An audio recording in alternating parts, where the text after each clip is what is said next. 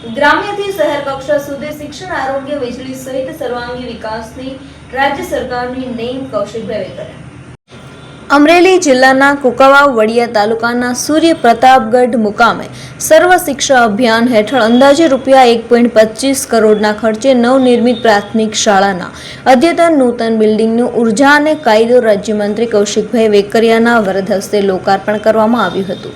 સૂર્ય પ્રતાપગઢ મુકામે નવનિર્મિત શાળાના અદ્યતન બિલ્ડિંગમાં બાળકો માટે સ્માર્ટ ક્લાસરૂમ, પીવાના પાણી અને સેનિટેશન, ફાયર સેફટી સહિતની સુવિધાઓ ઉપલબ્ધ છે।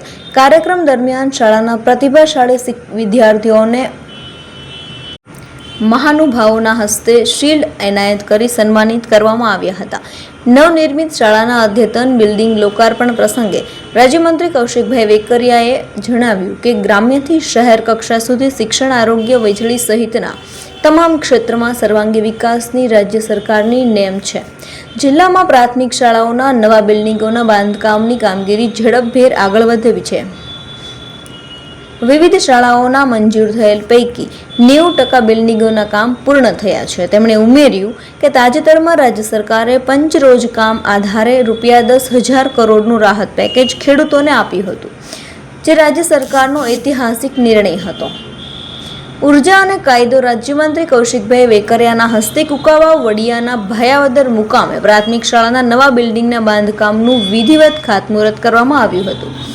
અહીં અંદાજે ₹75 લાખના ખર્ચે પ્રાથમિક શાળાનું નવું બિલ્ડિંગ 100 મીટર લંબાઈની દિવાલ બનશે।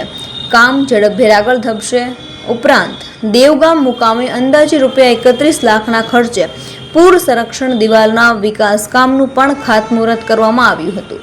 સૂર્ય પ્રતાપગઢ મુકામે નવનિર્મિત પ્રાથમિક શાળાના લોકાર્પણ પ્રસંગે કથાકાર ઘનશ્યામ બાપુ, તાલુકા પંચાયત હોદ્દેદારો, અન્ય પદ અધિકારીઓ, સરપંચ પ્રવીણભાઈ વઘાસિયા, ઉપસરપંચ સભ્યો બહોળી સંખ્યામાં ગ્રામ્યજનો ઉપસ્થિત રહ્યા હતા।